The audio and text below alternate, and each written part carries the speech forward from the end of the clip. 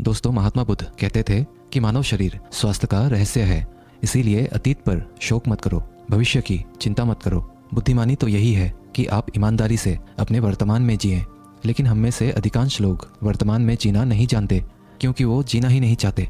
उन्हें तो अपने बीते हुए कल की चिंता करनी है, आने वाले भविष्य की चिंता करनी है। और यदि आप वर्तमान में जी सकते हैं तो कोशिश करके देख लो, आपका मन और आपका शरीर पूरी तरह से स्वस्थ हो जाएगा। एक बार जब आप वर्तमान में जीने लगते हैं तो ना ही आपको अतीत के बीतने का दुख होता है और ना ही आने वाले भविष्य की कोई चिंता रह जाती है, बल्कि वर्तमान में चलने वाली आपके सांसें भी आपको वह आनंद देगी जो आज से पहले आपने कभी भी अनुभव नहीं किया होगा। दोस्तों, आज की ये कहानी हमें कुछ ऐसा ज्ञान देने वाली है जिसे पूरा सुन लेने के बाद आप अपने भूतकाल और अपने भविष्य काल को कहीं पीछे छोड़कर वर्तमान में जीना सीख जाएंगे। तो ये कहानी शुरू होती है एक व्यक्ति से। वो व्यक्ति अपने जीवन में बहुत दुखी था, बहुत परेशान था। वह एक पहाड़ की चट्टान पर बैठकर रो रहा था, बिलख रहा था। तभी वहां से एक बौद्ध भिक्षु गुजर रहे थे। उसे रोता देख वो बौद्ध भिक्षु उस व्यक्ति के पास गए और उससे कहने लगे, क्या तुम यहाँ से कूदकर अपनी जान देने की सोच रहे हो? वो व्यक्ति कहता है, आपने बिल्कुल सही जाना, लेकिन आपको इससे क्या फर्क पड़ता है? ये मेरा जीवन है, मैं इसके साथ जो चाहूँ वो करूँ। तभी वो बौद्ध भिक्षु उस व्यक्ति से कहते हैं, तो फिर अभी तक बैठकर रो क्यों रहे हो? अगर तुम्हें अपनी जान लेनी ही है तो यहाँ बैठकर रोने से क्या फायदा? इस बात को सुनकर वो व्यक्ति थोड़ा सा क्रोधित हो जाता है और उस बौद्ध भिक्षु से कहता है, देखिए महाराज, मैं यहाँ पर जो करने आया हूँ वो तो मैं करूँगा ही, लेकिन आपको इसमें दखल अंदाजी करने की कोई ज़रूरत नहीं। इतना कहते ही वो व्यक्ति फूट फूट कर रोने लगता है। तभी वो बौद्ध भिक्षु उससे कहते हैं, अच्छा ये बताओ, क्या तुम सब कुछ छोड़ आए हो या फिर अपने साथ कुछ लाए हो? तभी वो व्यक्ति बौद्ध भिक्षु को जवाब देते हुए कहता है, हे गुरुदेव, मैं सब कुछ छोड़ आया हूँ। मेरे पास अब कुछ नहीं है और ना ही मेरे पास इस वक्त कुछ खोने के लिए बचा है, तो फिर भला मैं जी कर क्या करूँगा? ये सुन वो बौद्ध भिक्षु उस व्यक्ति से कहते हैं, यदि ऐसा है तो तुम अपने सिर पर ये बोझ लिए हुए क्यों धो रहे हो?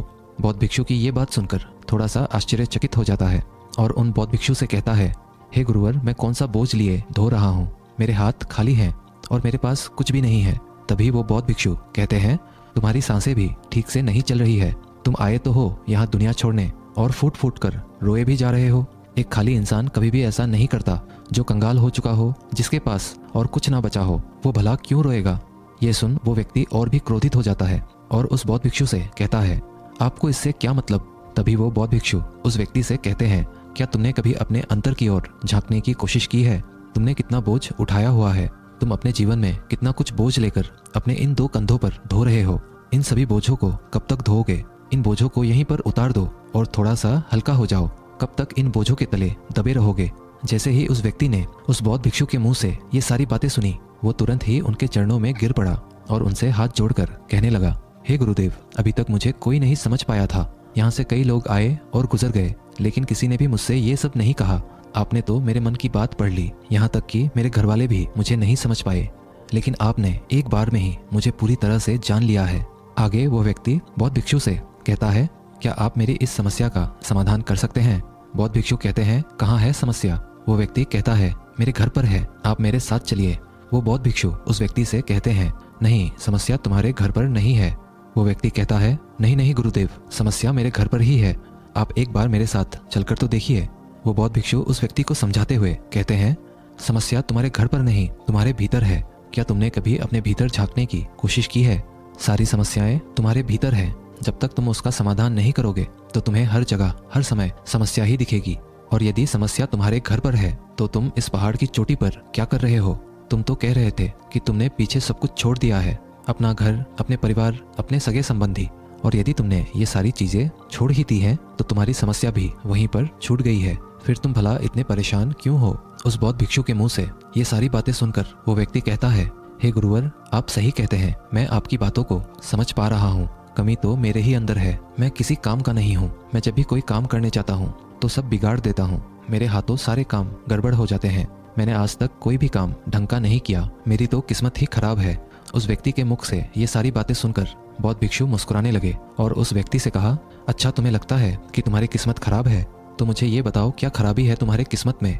तभी वो व्यक्ति उस बौद्ध भिक्षु से कहता है, हे गुरुवर, मुझे व्यापार करना था और व्यापार करने के लिए मुझे धन की आवश्यकता थी। इसीलिए मैंने अपने परिवार से थोड़ा सा धन लिया और उसी धन से मैंने अच्छा सा व्यापार खड़ा किया। लेकिन गुरुवर, मेरा व्यापार ज़्यादा दिन तक नहीं चल सका शुरू शुरू में मेरे परिवार वालों ने मेरा पूरा साथ दिया और तब तक सब कुछ ठीक भी चल रहा था, लेकिन धीरे धीरे मुझे मेरे व्यापार में नुकसान होने लगा और ये सब देख मेरे परिवार वाले मुझसे नाराज हो गए और मुझसे दूर चले गए। मैं तो चाहता था कि मैं अच्छा व्यापार करूं, अच्छा धन कमाऊं, ताकि मैं अपने परिवार को अच्छे से संभाल सकूं, उन्हें वो हर सुख सुविधा दे सकूं जिनकी उन्हें आवश्यकता है। मैं तो सब उन्हीं के लिए कर रहा था, लेकिन वो लोग मुझे समझ नहीं पाए और मुझे ही इसका जिम्मेदार ठहराते हैं। और मुझे भी यही लगता है कि मैंने गलत किया, क्योंकि मेरा भी एक मित्र है, उसने मेरे साथ ही व्यापार शुरू किया था, लेकिन उसका देखो, उसका व्यापार बहुत अच्छा चल रहा है। मेरा मित्र जब भी मेरे घर आता है तो अपने अच्छे व्यापार की बातें अवश्य बताता है। वो हमेशा ये कहता रहता है कि किस तरह से उसने अपने दम पर व्यापार को खड़ा किया है और उसे चलाने में भी वह सक्षम है, किस तरह से उसने जी तोड़ मेहनत की और अपने व्यापार को उन ऊंचाइयों तक ले गया। ये सब सुन मेरे परिवार वाले भी मुझसे कहते हैं, देख वो तेरा मित्र है, उसने अपने व्यापार को कहां से कहां ले गया और तूने तो हमारी जमा की हुई पूंजी भी गवा दी, हमारा नुकसान करा दिया। मेरे परिवार वाले मुझसे हमेशा यही कहते रहते हैं कि तेरे बस का कुछ नहीं। इन तानों को सुन सुनकर मैं बड़ा परेशान हो चुका था, इसीलिए मैंने कर्जे लिए और नया व्यापार खड़ा किया, लेकिन वहां पर भी मुझे मुंह की खानी पड़ी और मेरा व्यापार पूरी तरह से चौपट हो गया। अब तो हालत यहाँ तक आ चुकी है कि मेरा घर भी अब गिरवी पड़ा हुआ है। अब आप ही बताइए गुरुवर, मैं क्या करूं? तभी वो बौद्ध भिक्षु उस व्यक्ति से कहते हैं, अच्छा तुम्हें ये पता है कि तुम्हारा मित्र तुम्हारे पास क्यों आता था? तभी वो व्यक्ति कहता है, हाँ मुझे अच्छी तरह से पता है। वो मुझे मेरे घर वालों के सामने नीचा दिखाने के लिए आता था, मेरी बुराई करने आता था। वह ये जताने आता था कि वो मुझसे व्यापार में कई गुना आगे है, श्रेष्ठ है। वह चाहता है कि मैं उसकी सफलता देखकर दुखी रहूं, तड़पता रहूं और परेशान रहूं। तभी वो बौद्ध भिक्षु उस व्यक्ति से कहते हैं, क्या तुम उसके व्यापार को देखकर सच में दुखी रहते थे? वो व्यक्ति कहता है, हाँ इतना अच्छा व्यापार उसने खड़ा किया है और मेरा व्यापार चौपट हो गया, तो ये देखकर मुझे तो दुख होगा ही ना गुरुवर, मुझे तो जलन होगी ही। तभी वो बौद्ध भिक्षु उस व्यक्ति से कहते हैं, तुम्हें दुख किस बात का था, अपनी असफलता का या फिर अपने दोस्त की सफलता का? तभी वो व्यक्ति उस बौद्ध भिक्षु से कहता है, अपने असफल होने पर मुझे इतना पछतावा नहीं था, लेकिन मेरा मित्र इतना सफल हो चुका था, उसे देखकर मुझे ईर्ष्या होती थी, मेरे अंदर जलन की भावना उत्पन्न होती थी और मैं ये देख देख कर दुखी रहता था, पछताते रहता था, तड़पता रहता था। तभी वो बौद्ध भिक्षु उस व्यक्ति से कहते हैं, इसका अर्थ तो ये हुआ अगर तुम्हारा मित्र भी असफल हो जाए तो तुम्हें खुशी होगी? तो वो व्यक्ति कहता है, जी हाँ मुझे बड़ी खुशी होगी अगर वो असफल हो जाए, उसका व्यापार चौपट हो जाए।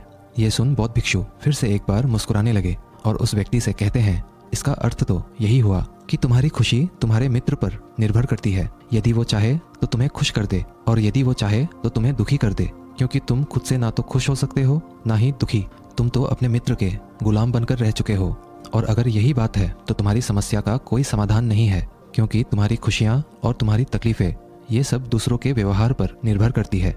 तुम्हारे कर्मों से तुम्हारा तो कुछ हुआ नहीं, ना तो तुम अपने कर्मों से खुश हो सके और ना ही दुखी, इसीलिए तुम्हारी समस्याओं का मैं कोई समाधान नहीं कर सकता। तभी वो व्यक्ति उन बौद्ध भिक्षु से कहता है, हे गुरुवर ऐसा मत कहिए, मुझे आपसे बात करते करते बहुत आशा आपसे हो गई है, क्योंकि आप ही वो है जिन्होंने मुझे जाना है, मुझे समझा है। हे गुरुवर मैं आपसे विनती करता हूँ कि मेरे इस समस्या का समाधान मुझे आप बताइए। तभी वो बौद्ध भिक्षु उस व्यक्ति से कहते हैं, जब हम दूसरों से आशा बांध लेते हैं तब हम दूसरों पर पूरी तरह से निर्भर हो जाते हैं। अगर मैं तुम्हें कोई भी रास्ता ना बताऊं, मैं तुम्हें तुम्हारी समस्या का समाधान ना दूं, तो तुम इसी तरह से दुखी रहोगे, रोते रहोगे, बिलखते रहोगे। और अगर मैं कोई रास्ता तुम्हें बता दूं, मैं तुम्हें कोई समाधान बता ही दूं, तो हो सकता है तुम्हें कुछ मिल जाए। लेकिन एक बात हमेशा याद रखना कि जो तुम्हारा मित्र तुम्हारे घर पर आता है, यह तुम्हें बताने के लिए कि किस तरह से उसने अपने व्यापार में वृद्धि की, किस तरह से उसने कड़ी मेहनत की, जो तुम्हें दुखी करने आता है।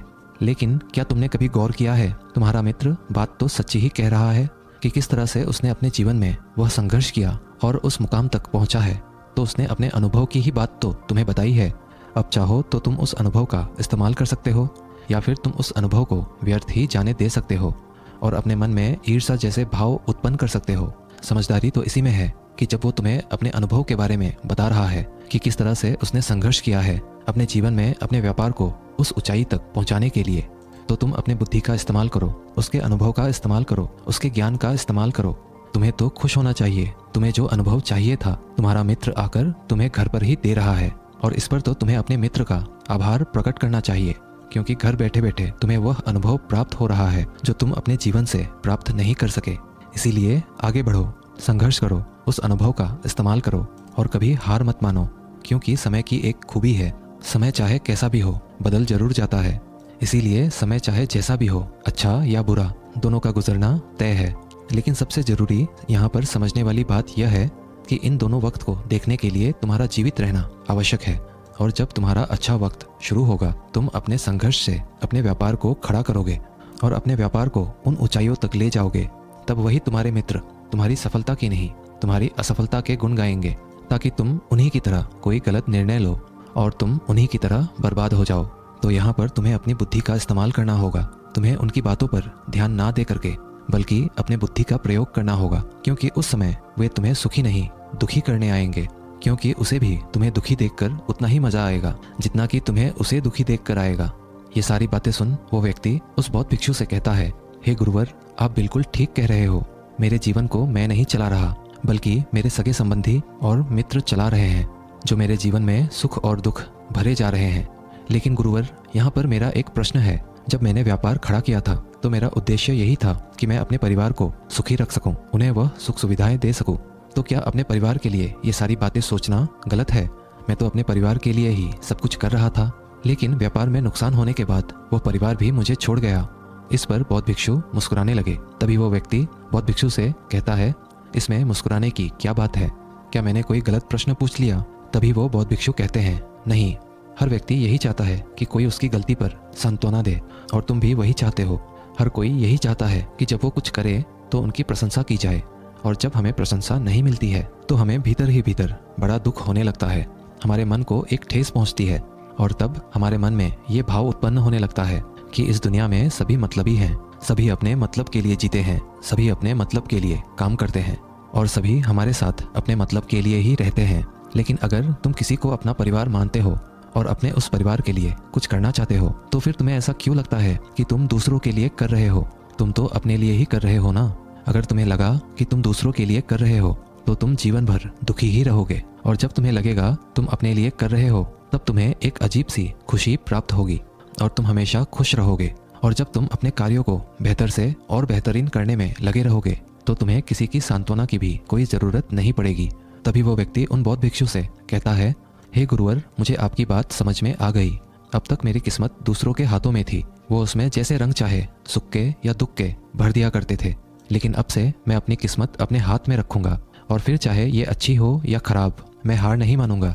आखिर में वो व्यक्ति उस बौद्ध भिक्षु से कहता है, हे गुरुवर, आपकी सारी बातें तो मैं समझ गया, लेकिन क्या आप मुझे कुछ दे सकते हैं जो मेरे जीवन के सबसे बुरे वक्त में मेरा साथ दे सके, मेरा साथ निभा सके?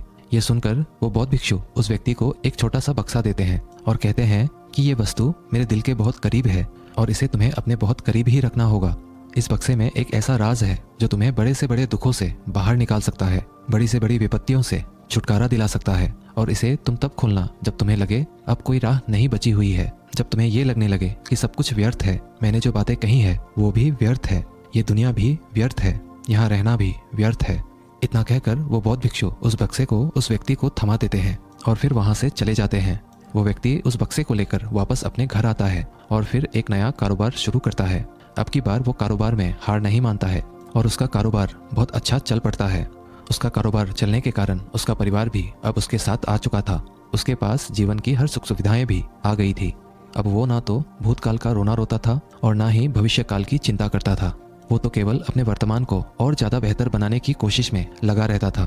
लेकिन समय हमेशा बदलता रहता है। जिस तरह से बुरा समय हमेशा नहीं रहता, ठीक उसी प्रकार अच्छा समय भी हमेशा नहीं रहता। उस व्यक्ति के जीवन में एक बार फिर से अच्छा समय समाप्त हो चुका था। वो जिस राज्य में रहता था उस राज्य पर पड़ोसी राज्य ने चढ़ाई कर दी थी और पूरा राज्य तबाह कर दिया था। उसका व्यापार भी पूरी तरह से तबाह हो चुका था। वह अपने परिवार के साथ दर दर की ठोकरें खाने लगा।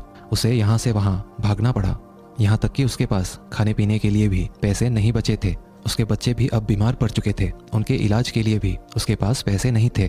तब उसे एहसास होने लगा ये सब व्यर्थ है, उसका ये जीवन जीना भी व्यर्थ है, ये पूरा संसार व्यर्थ है, और जो कुछ भी बातें उस बौद्ध भिक्षु ने कही थी वो सारी बातें भी व्यर्थ हैं।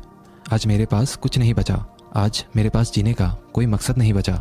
वो व्यक्ति अंदर से पूरी तरह निराश हो चुका था, अंदर से पूरी तरह से टूट चुका था। वो व्यक्ति ये सब सोच ही रहा था, तभी उसकी नज़र उस बक्से पर पड़ी जो उसे उस बौद्ध भिक्षु ने दिया था। फिर उस व्यक्ति ने उस बक्से को खोला। उस बक्से में एक पर्ची थी जिसमें यह लिखा था, कि आपकी नई जिंदगी की शुरुआत कहीं से भी हो सकती है। आपके पास सोने का सिक्का हो ना हो, लेकिन आपके पास वो हिम्मत तो है, तो कुछ ना कुछ आप अवश्य ही कर लेंगे। उस पर्ची को पढ़ने के बाद उस व्यक्ति के मन में एक बार फिर से आशा की लहर दौड़ पड़ी और उसने अपने जीवन में फिर से हिम्मत बांध ली और उन ऊंचाइयों को छूने के लिए फिर से मेहनत करने लगा। दोस्तों, उम्मीद है आज के इस वीडियो से आपने जरूर कुछ ना कुछ मूल्यवान सीखा होगा। तो इस वीडियो को एक लाइक और अपने दोस्तों के साथ शेयर जरूर कीजिएगा। मिलते हैं अगले वीडियो में, तब तक के लिए धन्यवाद।